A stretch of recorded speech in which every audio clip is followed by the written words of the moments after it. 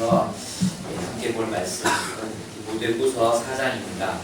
디모데후서 4장 6절에서 8절 말씀입니다. 디모데후서 4장 6절에서 8절입니다. 제가 읽도록 하겠습니다. 전제와 같이 내가 벌써 부어지고 나의 떠날 시각이 가까웠도다.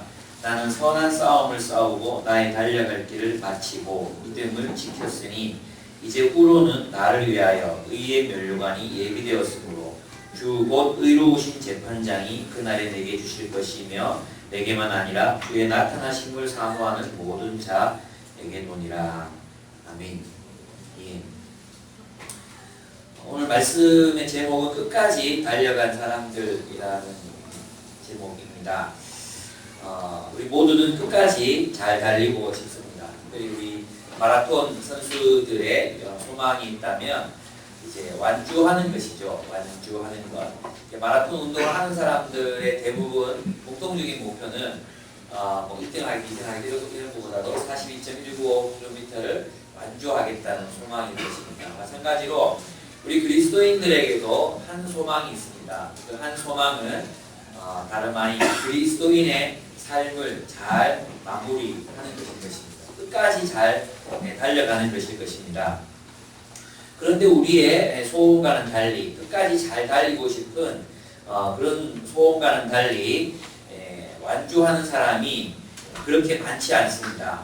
중간에서 다른 길로 새는 사람들도 있고요. 또 전혀 다른 결말에 도달하게 되는 사람들도 있습니다. 또 혹은 달리기를 멈추고 포기해버린 사람들도 많이 있습니다. 여러분은 지금 어느 도상에 있습니까? 끝까지 지금도 잘 달려가고 계신 중이십니까? 아니면 잠시 멈추어 계신 중이십니까? 새길로 새려고 하다가 잡혀왔습니까? 여러 종류의 사람들이 아마 있을 텐데 여러분 어떤지 모르겠습니다. 그래서 저는 이제 오늘 성경을 통해서 바울의 삶만이 아니라 이제 끝까지 잘 달려갔을 때 인물들 있잖아요. 끝까지 달려가지 못했던 사람들이 있었어요. 그죠? 사울 처음에는 정말 아름답게 시작했지만 그 끝은 너무나 비참하게 끝나고 말았습니다. 솔로몬도 하나님 앞에 참 엄청나게 칭찬받으며 그의 왕직을 시작했지만 결국 그 마지막 우상 숭배로 처절하게 패배해버리고 말았습니다. 그 외에도 많은 선지자들, 수많은 왕들이 잘못된 길을 걸어갔던 사람들이 정말로 많았습니다. 또 그러나 그와 반면에 끝까지 자신의 길을, 소명의 길을 놓지 않고 걸어갔던 사람들도, 달려갔던 사람들도 있었습니다. 예수님이 그랬고, 바울이 그랬고, 다니엘이 그랬고, 예레미야가 그랬고, 이런 성경 다 얘기해야 되는데요. 너무 많은 걸 갖고. 어떻게 살펴보면 정말 믿음의 길을 끝까지 잘 달려 경주했던 사람들도 분명히 많았던 것 같습니다. 그렇다면 우리는 어떻게 우리의 삶을 이제 완주할 수 있을까? 또 그들의 삶의 공통점이 무엇인가 하는 걸 생각해 볼 수 있을 것 같아요. 그래서 저는 6가지 정도 그들의 자질들 가운데 6가지 정도를 생각해 볼 수 있었습니다. 첫째는 뭐냐면 그들은 소명에 사로잡혀 있었다는 것입니다.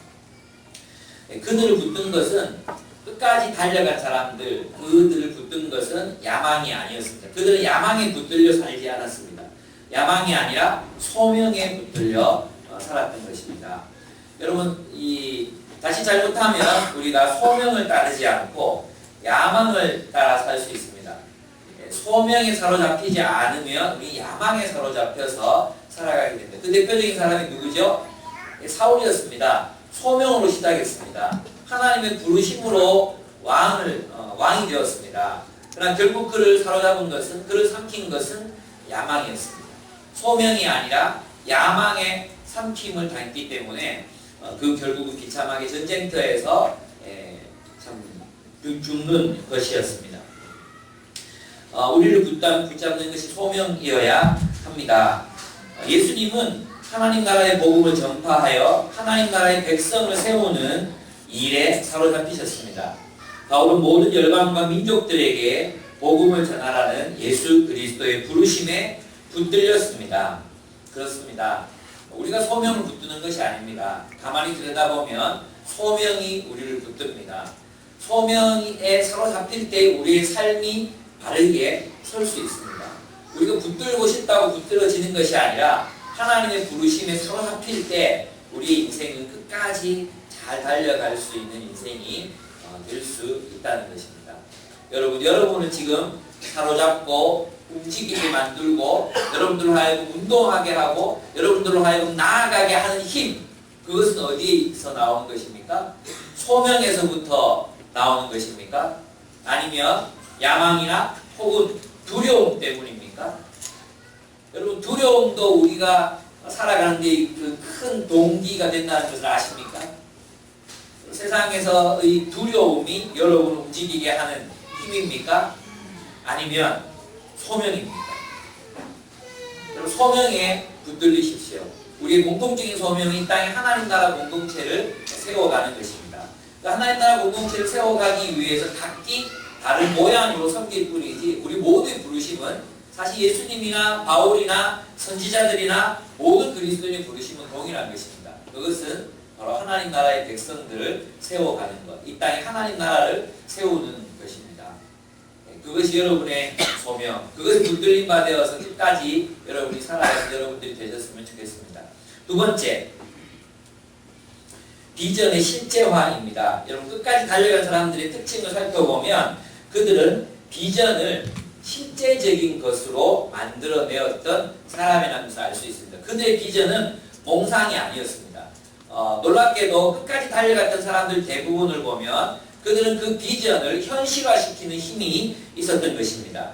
그럼 비전이 무엇입니까? 비전은 하나님의 부르심을 우리 각자가 처한 역사의 시공간 속으로 펼쳐놓는 것이 바로 비전입니다.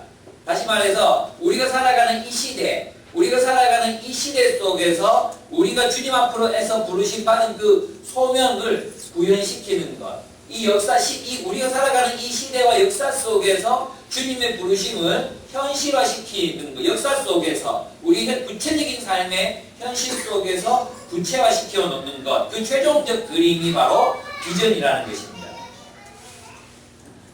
그래서 비전은 소명이 완수해야 할 최종적 그림인 것입니다. 여러분, 성경의 인물들은 향방 없이 달리지 않았습니다. 그들은 소명을 이루기 위해서 구체적으로 무엇을 성취해야 될지 알고 달렸습니다. 무엇을 성취해야 될지를 알고 달려갔습니다. 또 달려가면서 그것이 무엇인지 깨달아 갔습니다. 그리고 달려갈수록 그 목표 지점이 무엇인지를 더 선명하게 알게 되었던 것 같습니다. 그렇습니다. 그들의 비전은 철저히 소명에 사로잡힌 것이었습니다. 야망이나 그들의 개인적인 꿈이 아니라 소명에 사로잡힌 비전, 그 비전을 가지고 그들은 달려갔던 것입니다. 그들은 그 소명을 현실화시키는데 또 그 비전을 구체화시키는데 탁월했던 사람들이었습니다. 그래서 비전은 결코 상념 속에 머무르거나 비현실적인 몽상으로 굴러떨어지지 않습니다. 소명을 비전에 담아 시공간 속으로 풀어놓는 삶, 그것이 바로 우리가 살아내어야 하는 삶인 것입니다. 여러분, 가만히 들여다보면 느헤미야 같은 사람들을 보십시오. 느헤미야는 이스라엘의 회복을 위해서 무엇을 건축했습니까? 성벽을 건축했습니다. 그의 비전은 구체적으로 나타났습니다. 성벽을 건축하는, 하나님 나라를 회복하겠다, 하나님 나라의 백성들을 회복시키겠다, 그 꿈을 가졌죠. 그 꿈이 망상 속에 혹은 그냥 상념 속에 머물렀던 것이 아니라 구체적인 역사적 상황 속에서 그것이 구현되고 실현되었어요. 어떤 형태로? 성벽을 건설하는 형태로 실현되었던 것입니다. 예수님은 어떻게 하셨습니까? 이 땅에 하나님 나라의 새로운 백성을 일으키겠다는 비전과 소명과 비전을 가지셨습니다. 근데 그 비전을 어떻게 구체화시키셨습니까? 12제자를 길러내셨습니다. 12제자를 기르셨습니다. 여러분, 우리가 끝까지 달려가기 위해서는 우리가 가지고 있는 비전이 우리의 삶의 현실 속에서 구체적으로 어떤 모습으로 나타나야 될지에 대한 그림, 어떤 모습으로 우리 비전이 구체화되어야 될지에 대한 구체적인 그림이 우리의 머릿속에 주어져 있어야 합니다. 하나님이 아마 그 어렴풋하게 여러분이 마음속에 그리고 계시다면, 제 경험에 의하면 그것은 점점 더 구체적이 되어 갔습니다. 내가 한 걸음 순종하면 또 더 구체적으로 저의 삶을 인도해 가시고 또 구체적인 그림을 보여주시고 앞으로도 저는 저의 인생을 주님께서 그렇게 빚어 가실 거라고 믿습니다. 바울은 어땠습니까? 바울은 이방인에게 복음 전하라는 소명을 받았습니다. 그의 비전은 무엇이었습니까? 온 도시에 하나님 나라의 새로운 백성, 이방인들과 유대인들 그 인종적, 율법적 차이와 장벽을 허물어 버리고 예수 그리스도를 따르는 한 새로운 무리들, 하나님의 새로운 백성들을 일으켜서 이 세상의 대안적 공동체를 세워서 세상을 회복시키는 것이 바울의 비전이었어요. 그런데 그의 비전은 어떻게 구체적으로 나타났습니까? 교회를 주요 도시들마다 복음을 전하고 제자를 세우고 교회를 세우는 일, 주요 도시들마다 교회를 세우는 일로 구체적으로 나타났던 것입니다. 여러분 끝까지 달려가고 싶습니까? 여러분의 소명과 비전은 이 역사 속에서 우리 시대, 한국 사회, 우리가 살아가는 이 시대 속에서 어떻게 구체적으로 여러분의 꿈과 비전이 나타나고 있습니까? 여러분 우리 비전 그러면 자꾸 뭘 원대한 것을 보는 거라고 생각하잖아요. 그 원대한 것이 여러분의 삶과 직접적인 관련을 맺는 현실적인 것으로 구체화된 대상으로서 우리의 헌신의 대상이 나타나지 않는다면 그건 개꿈입니다. 저는 많은 사람들이 몽상가, 비저너리가 아니라 몽상가로 살아가고 있다는 생각이 듭니다. 많은 사람들이 하나님 나라를 꿈꿉니다. 많은 사람들이 하나님 나라 소망합니다. 대표기도 하고 찬양하고 이럴 때마다 하나님 나라에 가슴이 들썩입니다. 그런데 구체적인 그 비전을 실현할 장이 없는 것입니다. 그 비전을 구체적으로 만들어 가야 될 현실이 없다면 우리는 개꿈을 꾸는 것입니다. 저는 여러분이 끝까지 달려가기 위해서는 구체적인 여러분의 비전이 구체화되어 나타나는 그 비전의 실제화가 일어나야 된다고 생각합니다. 그렇게 살면 여러분 살아낼 수 있습니다. 근데 대부분 사람들이 왜 그렇게 못 사는지 아십니까? 그냥 머릿속에만 꿈이 있어요. 여러분 건강한 교회, 회복된 교회, 또 성경적인 교회 생각만 해요. 비판만 해요. 꿈만 꿔요. 그리고 정말로 헌신해야 될 사람들 오래 참고 갈등을 극복하고 그러면서 또 마음을 합해가고 이런 어떤 과정들이 없어요. 없다면 여기서 아무것도 아닙니다. 그렇습니다. 보십시오. 그래서 바울은 이방인들에게 복음을 전하기 위해 회당을 찾아 나서고 복음을 전파하고 사람들을 만나서 설득했습니다. 그리고 교회를 방문하고 리더들을 세워왔던 것입니다. 그 사도 바울의 비전은 실제화되고 있었습니다. 세 번째 우리가 끝까지 달려가기 위해서는 과업을 위해 행동해야 합니다. 행동해야 합니다. 여러분 끝까지 달려간다는 것은 내가 끝까지 움직이고 있다는 뜻입니다.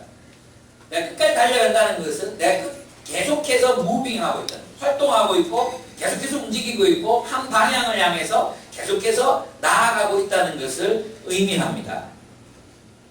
동기부여, 태도의 변화, 정보의 축적 이런 것들이 사람들로 하여금 끝까지 달려갈 수 있도록 만들지 못합니다. 여러분 끝까지 달려간 사람들의 특징이 무엇인지 아십니까? 동기부여될 때까지 기다린 사람들이 아니었습니다. 여러분 많은 사람들이 생각합니다. 누군가가 동기부여 해준다면 내가 이렇게 살도록 내 마음을 동기부여 시켜준다면 내가 그렇게 살 수 있을 텐데 라고 생각합니다. 그런 일은 일어나지 않습니다. 여러분 동기는 스스로 부여하는 것입니다. 하나님 앞에서 스스로 부여하는 거예요. 스스로 여러분 성경에 바울이 그런 거 봤습니까? 바울이 막 이렇게 동기부여가 안 돼가지고 내가 왜 이 일을 해야 되는지 모르겠어. 하나와 좀 가르쳐 줄래? 도무지 나는 이 일을 왜 해야 되는지 짜증나, 힘들어, 이런 거 봤습니까? 성경에서 끝까지 달려간 사람들은 스스로 무엇을 해야 할지 찾고 행동했던 사람들이었습니다. 여러분 있잖아요. 동기도 언제 부여되는지 아십니까? 동기가 언제 부여됩니까? 행동할 때 부여됩니다. 행동할 때 생기는 게 동기입니다. 행동할 때. 아무 행동도 하지 않는데 동기가 부여된다는 것은 어렵습니다. 행동할 때 동기가 부여됩니다. 행동할 때.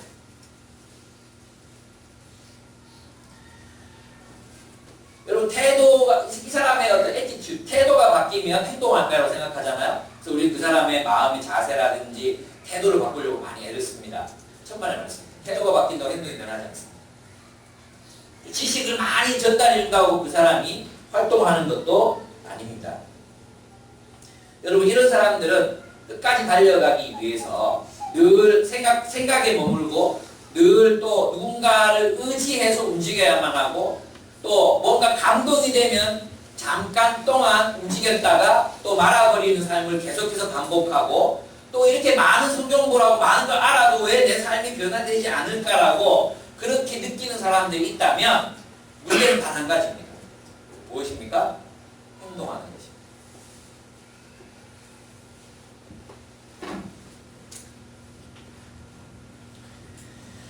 이들은 소명과 비전을 위해서 해야 할 과업에 집중했습니다. 과업입니다. 과업. 그들은 열정적으로 그 과업에 임했습니다. 마가복음을 우리 요즘 TV에서 하고 있잖아요. 마가복음을 한 장 한 장 연구할 때마다 우리 뭘 느낍니까? 예수님의 모든 행동이 어디에 집중되어 있습니까? 제자 훈련에 집중되어 있습니다.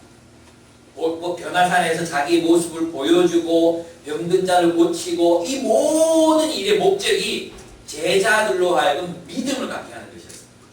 제자들로 하여금 그리스도가 누구이신지를 믿게 하는데 모든 초점이 있었습니다. 그렇습니다. 예수님은 제자 훈련을 위해 열정적으로 행동하고 계십니다. 바울은 이방인들에게 복음을 전하기 위해 회당을 찾아 나서고 복음 전파하고 돌 맞고 굶고 그러면서 끊임없이 행동하고 있었습니다. 여러분 우리가 헌신에 대해서 너무 깊이 생각하다 보니까 머릿속에서 계속해서 뭔가 생각하다 보니까 피곤하죠. 그죠? 피곤하죠. 그래 그 피곤함 때문에 내가 굉장히 많은 일을 한 것 같죠. 내가 누군가를 만나고 만나야 되는데 막 계속 스트레스 받는 상황 있잖아요. 민지에 누군가를 만나야 돼 막 스트레스 받는 상황. 그 스트레스 받는 상황 속에 계속 내가 있었다고 해서 누군가를 만난 건 아니잖아요. 그죠? 근데 우리는 피곤해요. 힘든 거죠. 여러분 그렇게 힘든 것보다는 그냥 나가서 만나는 게 편합니다. 행동해야 합니다. 행동. 그렇게 행동할 때 우리가 끝까지 갈 수 있습니다. 끝까지. 행동하지 않으면 우리는 무능력한 상태 그대로 머물게 되기 때문에 행동해야 능력을 가지게 됩니다. 또 행동해야 재미있습니다. 운동. 아무리 TV에서 있잖아요. 막 요즘에 우리 어떻게 운동합니까? 밤새도록 ESPN 그 축구 보고 막 괜히 운동 열심히 한 거 같아. 축구 와 운동 괜히 열심히 한 거 같잖아요. 내 머릿속에서 운동을 실제 내 손가락이 움직이지 않았어요. 그죠? 예. 저한테도 어떤 분이 얘기했어요. 배드민턴이 참 좋은 운동이라고. 미친다고 막. 배드민턴 치다가 미치면 내가 진짜 왜 그 힘든 운동을 왜 하냐고. 그 처음에 생각할 때 아유 그게 운동이 되냐? 이게 운동이 되냐? 차라리 안 하고 말지 그 생각이거든요. 그러다가 첫판 불려갔다가 정말 이건 장난이 아니구나라고 느끼고 막 운동을 하다 보니까 운동이 재밌어지고 더 열심히 하게 되잖아요. 예, 우리가 하나님 나라를 위해서 이렇게 잘 살아가지 못한 이유가 뭐냐 하면 머릿속으로만 계속 헌신하고 있기 때문이에요. 두려운 거죠. 행동하면 즐겁습니다. 실천하십시오. 순종해 보십시오. 그러면 끝까지 갈 수 있습니다. 그러나 머리만의 헌신은 결코 아무런 열매를 맺을 수가 없습니다. 우리 머리 크신 분들 많죠. 봉상으로 헌신하는 분들, 네? 봉상의 세계 속에서 헌신하는 분들 회개하십시오.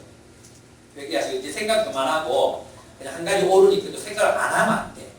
생각을 안 하고 하면 더 안 돼. 생각을 하고 옳은 일이 있으면 하나를 실천하시고 또 옳다고 생각되는 것을 또 실천하시고.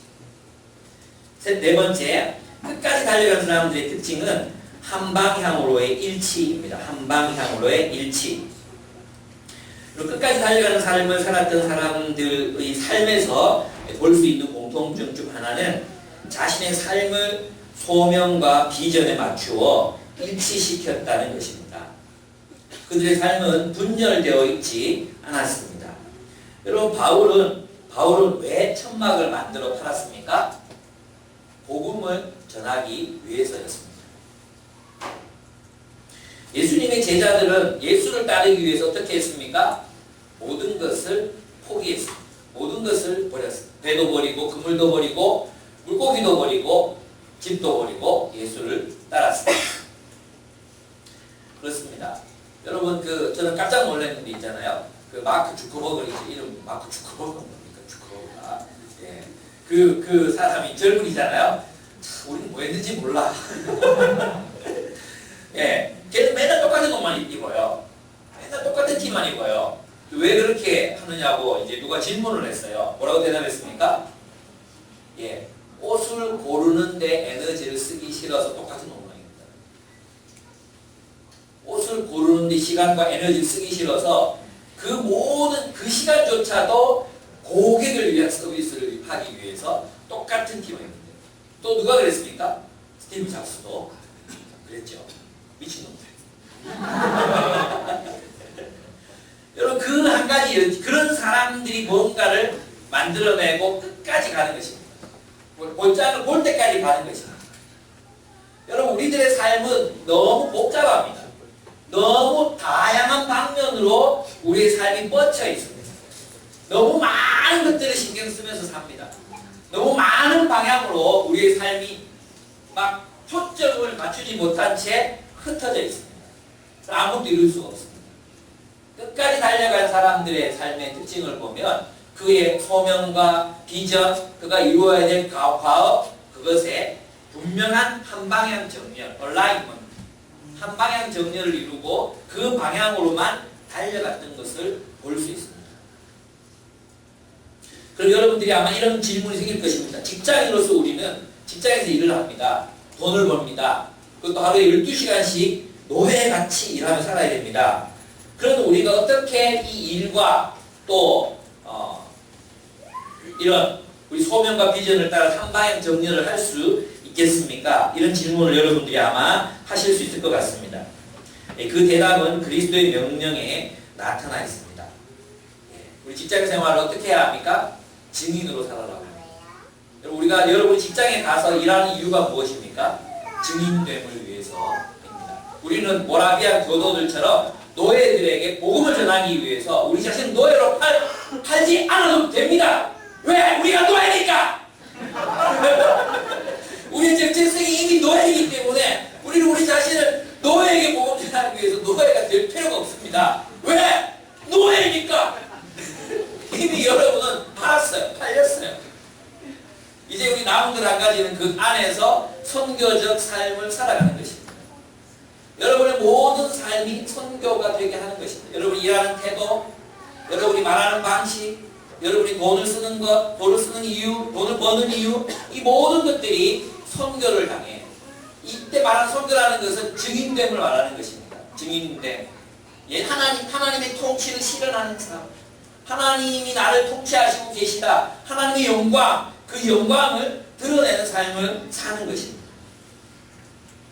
여러분의 모든 삶이 선교가 되게 하는 것입니다. 여러분, 한철호 선교사님하고 이제 개인적으로 교제를 정말 제가 간사에서 오랫동안 했고 부모가 같이 있었지만 개인적인 대화를 이렇게 오랫동안 나눠보면 이것을 내가 처음이었던 것 같아요. 근데 이분이 이제 얘기하시는데 여러 가지 문제들을 얘기하셨어요. 예전에는 선교 금지된 지역에 선교사들이 가면 어떻게 선교했습니까? 예, 금지된 지역이니까 목사나 선교사들 받지 않잖아요. 그래서 어떻게 합니까? 가서 위장, 그러니까 페이퍼 컴퍼니를 만들어요. 페이퍼 컴퍼니. 그리고 페이퍼 컴퍼니를 만드는 거 범죄죠. 실제로는 수익이 안 나. 실제는 수익이 나는 일들이 아니야. 대충 하는 거죠. 대충. 그냥 나 사업가예요 하면서 이렇게 하는 거죠. 그러면 일을 하는 건 아니거든요. 그럼 뭐예요? 거짓말 하는 거잖아요. 그죠? 그래서 이제 생겨나는 문제가 뭐냐 하면 이 사람의 말을 아무도 신뢰하지 않는 거예요. 아무도 신뢰하지 않는 거예요. 그럼 누가 가야 됩니까? 그 얘기들을 이제 나누면서 하셨던 얘기 결론이 뭐였냐 하면 이제는 모든 평신도들이 그냥 자신의 직업을 저 수학교사예요. 저 엔지니어예요. 저 농업 전문가예요. 그렇게 말하면서 선교적 삶을 살아갈 수 있는 평신도들이 필요하다는 거예요. 이미 여러분 그렇게 살고 있잖아요. 그죠? 여러분 지금 살고 있는 그 직장 속에서 선교적 삶을 살아낼 수 있어야 이제 온 세계를 향해서도 여러분 언제 우리를 흩으실지 모르잖아요. 그죠? 자의반 타의반을 아무 흩어질 거예요. 그죠? 우리 딸내미도 케냐 가겠다고 지금 난리가 났어요. 뭐야? 예, 또 보내야지. 예. 어디서든지 여러분 선교적 삶을 살아가는 것, 그 방향으로 여러분의 모든 삶을 정렬하는 것입니다. 여러분 소명을 따라 끝까지 달려간 사람들의 삶에는 분열이 존재하지 않습니다. 이 부분은 내가 이 세상에서 명예와 행복과 나 자신의 안전을 위해서 살아가는 거고, 이 부분은 내가 하나님의 나라를 위해서 헌신한 영역이야. 내가 청소년 사역하는 이 부분은 하나님 나라를 위한 부분이고, 나머지 이 부분은 내가 일하고 공부하고 밥 먹고 이 모든 부분은 나를 위한 거야. 내 가족을 위한 거야. 끝까지 달려가는 사람들, 소명을 위해 살아가는 사람들은 그렇게 살지 않습니다. 그의 삶은 한 방향으로 정렬되어 있습니다. 하나님의 나라를 위해서 한 방향으로 정렬되어 있습니다. 여러분의 삶은 어떻습니까? 여러분의 삶은 한 방향으로 alignment. 한줄로 한 흉내를 내고 싶은데 내가 지금 원어민까지 alignment 제 발음 맞습니까? 네. 한 방향으로 정렬되어 있어야 합니다. 다섯 번째 중요한 부분인데요. 끝까지 달려간 사람들의 특징은 혼자 달리지 않았다는 것입니다. 여러분 성경에 보면 혼자 달려간 사람들은 다 쫄딱쫄딱 망합니다. 사사들도 보면 혼자 달리다가 결국은 타락하고 다른 길로 가고 이런 사람들이 많았잖아요. 근데 성경에 보면 끝까지 달려갔던 사람들을 보면 그들이 지혜로웠던 것이 뭐냐 하면 함께 달릴 팀을 구성했다는 것입니다. 함께 달릴 팀을 세우고 만들었다는 것입니다. 여러분 놀랍게도 우리가 팀을 세우면서 누가 세워져 가는지 아십니까? 우리 자신이 세워져 갑니다. 제가 만약 교회를 세워가면서 여러분과 함께 이 교회를 세우지 않았다면 저는 타락했을 것입니다. 저도 한 번씩 상상해 보거든요. 제가 만약 어떤 큰 교회에 이제 뭐 청빙을 받아가지고 어디 갔다 이거예요. 그럼 그 팀을 세울 수 있는 환경이 안 되잖아요. 그 장모님들하고 무슨 팀을 세웁니까? 예, 팀을 세울 수 있는 환경이 안 되잖아요. 그러니까 어떻게 됐을까 생각해 보면 막 싸우다가 똑같이 됐든지, 그죠? 아니면 튕겨 나갔든지, 아니면 한 가지 방법은 그 사람들과 똑같이 됐든지. 그러면 나는 없는 거죠. 여러분 있잖아요. 성경에 보면은 모든 사람들이, 그래서 다윗 보시죠. 다윗은 어떻게 팀을 세웠습니까? 아둘람 굴로 모여들었어요. 근데 그들을 그냥 비류들의 공동체로 그냥 내버려 둔 게 아니라 그들을 하나님의 은혜의 공동체로 타박시킵니다. 그리고 그들이 결국은 유대 땅에서 다윗이 왕이 되었을 때 최측근에서 정치적 리더로 활동했던 사람들이 아둘람 굴 출신들이었어요. 놀랍지 않습니까? 다윗이 세웠던 그 팀이 다윗을 세웠던 것입니다. 그렇게 우리는 세워지게 되어 있습니다. 예수님이 어떻게 하셨습니까? 12제자들의 공동체를 세우셨습니다. 바울도 마찬가지였습니다. 그는 어디에 가든지 장로들과 가장 먼저 했던 일이 뭐냐 하면 자신의 사역을 대신할 팀을 세우는 것이었습니다. 여러분 팀을 세우면 그 팀이 이제는 그들의 비전을 끝까지 살아갈 수 있도록 만드는 원동력과 힘을 제공해 줄 수 있게 됩니다. 여러분 있잖아요. 저는 정말 이제 대학부 보면서 놀라는 게 있어요. 우리 지금 대학부에 직장인들이 다 리더하고 있었잖아요. 그죠? 직장인들 리더하다가 제가 어느 날 이제 직장인들은 다 떠나라.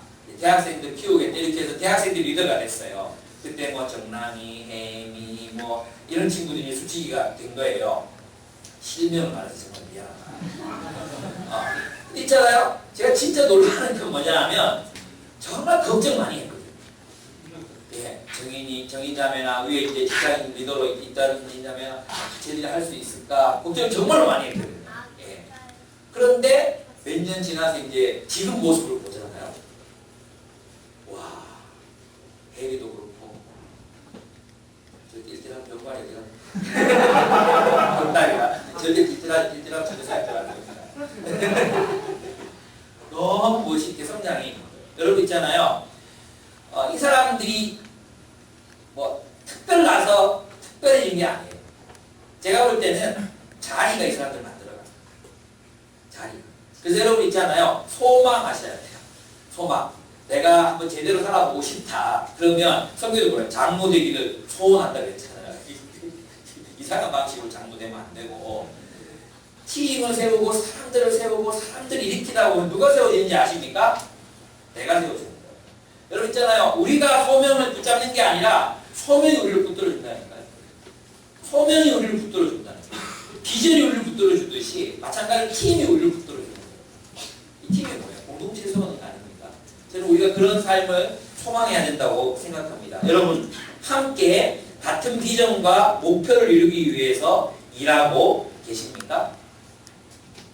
함께 일합시다. 같이 나아갑시다. 여섯 번째, 소망입니다. 소망.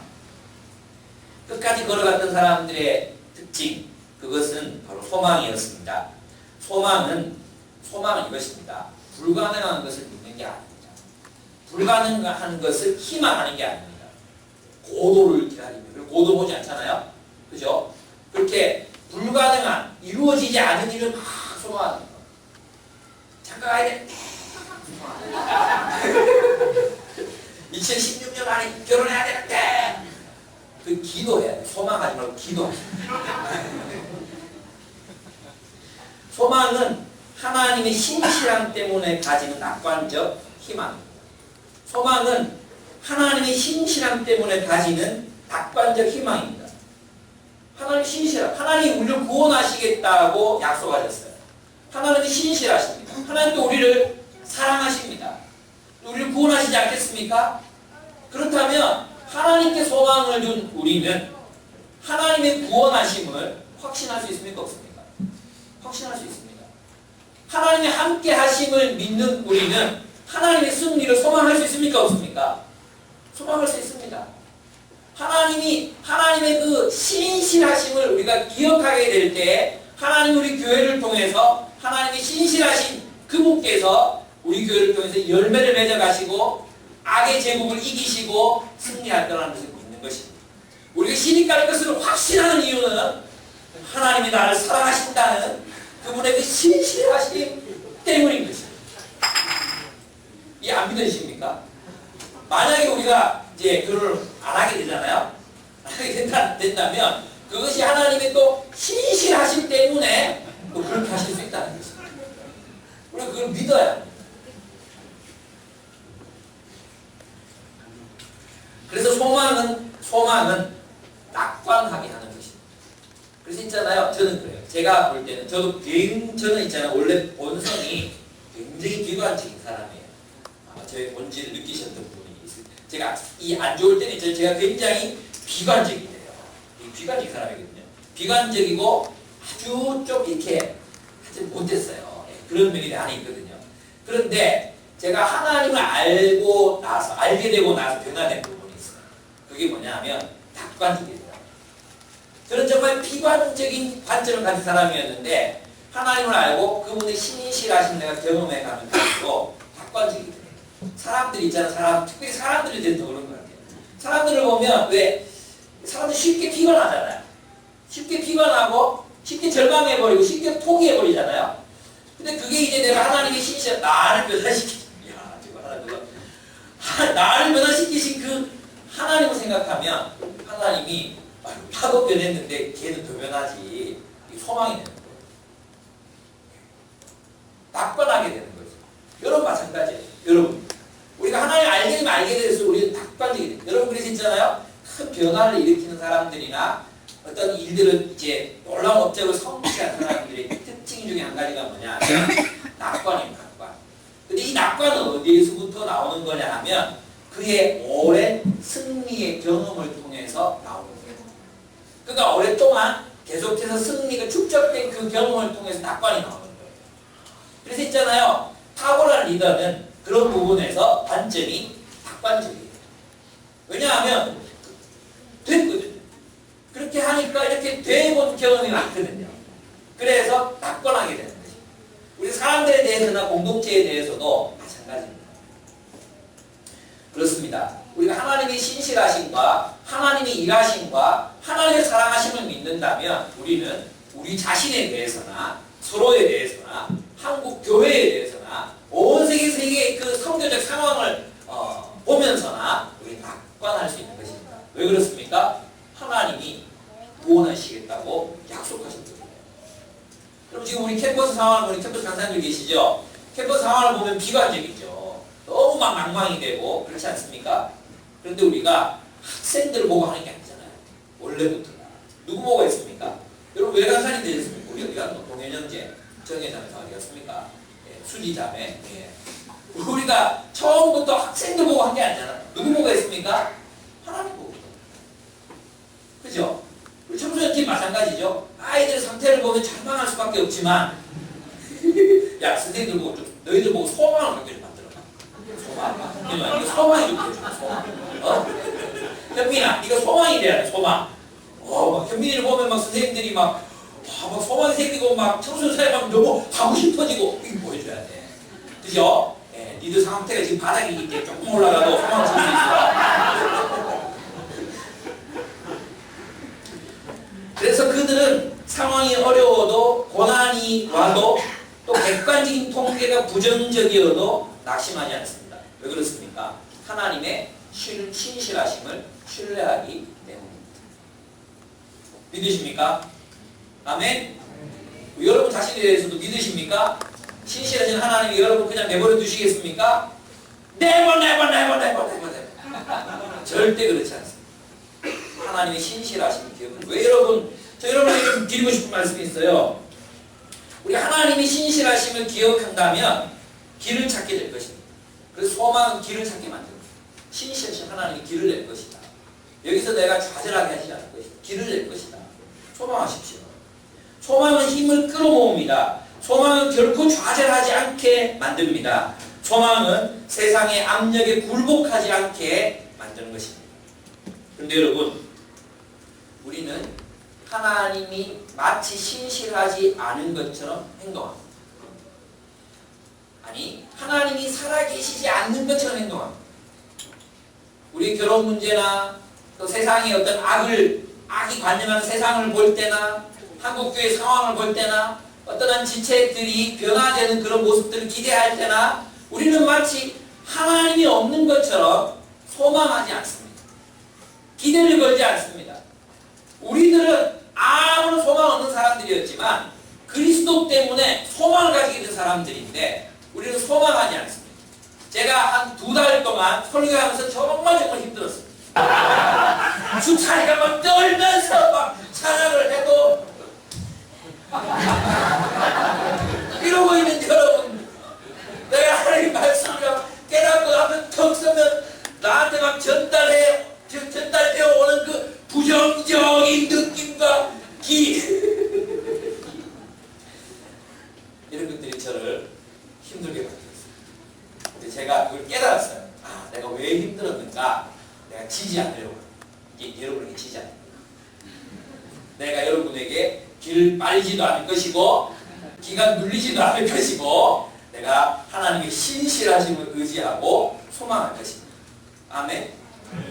여러분 사는 게 힘들죠? 힘들어. 여러분 사는 게 힘들죠? 네. 여러분만 힘듭니까? 지금 막내를 하고 있는 저 바깥에 있는 청년들은 안 힘듭니까? 다 힘들죠? 근데 우리는 누가 있습니까? 하나님 계시잖아요. 신실하신 하나님. 신실하신 하나님이 우리와 함께 계시잖아요. 그죠? 또 저 사람들보다 더 힘들어야지. 왜 저 사람들보다 더 힘든 표정을 하고 다닙니까? 왜? 왜? 하나님은 살아계십니다. 하나님은 신실하십니다. 그러니까 우리는 충분히 소망할 수 있습니다. 우리가 참 잘 변화되지 않는 사람들을 바라보면서도 소망할 수 있는 이유는 하나님이 살아계십니다. 우리 한국교회를 바라보면서도 정말 이제 정말 참 볼만하지 않습니까? 이 상황을 바라보면서도 우리는 하나님은 신뢰하기 때문에 소망할 수 있습니다. 어차피 우리 한국교회 다 망하면 그럼 끝났다 이거 아니에요. 아프리카에서 또 올 거예요 사람들이. 아프리카에서 비행기 타고 와서 또 우리를 보호만 시켜줄지도 몰라요. 하나님 신실하시기 때문에 누구를 통해서든지 어떤 방법으로든지 일하실 것입니다. 아멘. 예. 여러분 우리가 내가 원하는 어떤 상황이 꼭 채워져야 내가 행복해지고 내가 소망을 가지고 이런 게 아닙니다. 소망은 항상 있는 것입니다. 소망은 항상 있는 것. 왜? 하나님 살아계시니까. 신실하신 하나님이 살아계시기 때문에 소망은 항상 우리에게 살아있는 것입니다. 그 소망 가운데서 박관하며 살아갔으면 좋겠습니다. 아멘? 그래서 우리 하나님이 살아계시지 않는 것처럼 살지 맙시다. 하나님이 신실하지 않은 것처럼 살지 맙시다. 소망합시다. 소망하기 때문에 길을 찾고 소망하기 때문에 힘을 다시 모으고 소망하기 때문에 결코 좌절하지 말고 소망하기 때문에 하나님이 일하실 걸 믿기 때문에 세상의 압력에 굴복하지 말고 그렇게 살아갑시다. 그래서 끝까지 달려갑시다. 끝까지. 아시겠죠? 가다 말지 말고. 아직 우리 있잖아. 우리 몇 살까지 산다고 그래요? 20살. 많이 남았어요. 벌써 이러면 안 돼. 힘 있을 때는 벌써 이러면 안 돼. 내 나이 내봐. 그냥 앉아있어도 피곤해. 아무것도 안 해도 그냥 하질 앉아있어도 피곤해. 왜 피곤한지 모르겠어요. 송영희 씨 예배 6시 하면 안 되나? 10시 예배드리기 너무 힘들어요. 벌써 여러분 힘 빠질 때가 좁잖아요. 예. 사회 구조가 우리가 암만 극한다고 사회 구조가 뭐 쉽게 바뀌겠습니까? 2015년 참 황당한 일 많았죠. 이게 끝이야 생각했는데 참 파노라마를 보고 파노라마 와 이런 것도 보여주는구나. 예. 2016년을 기대하십시오. 엄청난 고난이 우리를 기다리고 있을 것입니다. 엄청난 일들이 우리를 많이 기다리고 있습니다. 절대로 누가 그러더라고요. 이제 바닥이구나. 지하실이 있다고. 지하실. 이 지하실 밑에 뭐가 있는지 이제 우리 힘기르다가 용암 터진 거 아닌지 모르겠어요. 어디까지 갈지 몰라. 그러니까 있잖아요. 너무 많이 분노도 하지 말고 너무 많이 힘들어도 하지 말고 그냥 하나님 나라 소망하면서 우리 할 일 합시다. 우리 할 일. 소망 가지고 우리 해야 될 일들. 하나님 나라 세우고 증인으로 살아가고 공동체 일으키고 하나님 여러분이 주신 그 비전과 소명을 따라 살아갔으면 좋겠습니다. 끝까지 달려갑시다. 우리 할배 할매 돼 할배 할매 돼 있잖아요. 그죠? 그럴 때도 우리는 참 순수하고 열정적이고 하나님 나라 사모하고 그래야 되지 않겠습니까? 그죠? 그때 그 막 70, 80대 가지고 막 우리 때는 안 그랬는데 그냥 주세요. 우리 교회 그러면 좋지 않으세요? 그런데 그때 다 순수하고 다 열정적이고 다 비전에 사로잡히고 다 하나님 나라 소망하고 다 기도하고 이런 모습으로 성장해야 될 거 아니에요. 그죠? 여러분의 모습에서 벌써부터 꼰대가 보이는 것은 무슨 이유이기 때문입니까? 예. 안 되죠? 예. 우리 아직 멀었어요. 우리는 계속 더 달려가요. 여기서 멈춰야 돼요. 신앙생활 끝이 어디 있습니까? 계속 달려가요. 다 달려가요. 끝까지 달려가요. 멈추지 마요. 그런 사람 됐습니다. 그래서 여러분, 여러분 2015년 동안 소명에 사로잡혀서 살았는지, 또 비전을 실제화시키면서 여러분 살아갔는지, 여러분 행동하며 살았는지, 또 한 방향으로 여러분의 삶을 일치시키며 살았는지, 또 함께하는 팀으로서 이 삶을 살았는지, 소망하며 살았는지 돌아보시는 여러분 연말 시가 되었으면 좋겠습니다. 제가 그러니까 지금도 달려가고 있나 한번 돌아보시는 여러분들이 되었으면 좋겠습니다. 우리 함께 기도하겠습니다.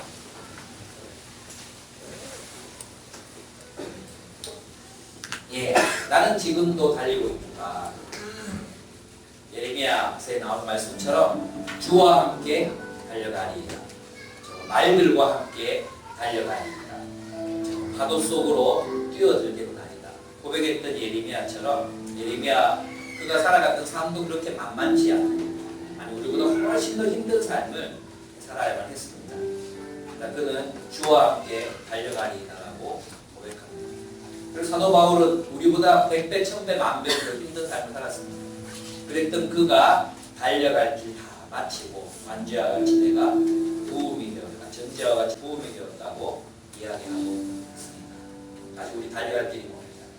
주님, 내가 끝까지 달려가는 삶을 살아가게 해주십시오. 벌써 지쳐 쓰러지지 않게 해주십시오. 끝까지 주와 함께 초원에 말들과 함께 달리는 삶을 살아가게 해주십시오. 주님께 기도했으면 좋겠습니다. 기도하겠습니다.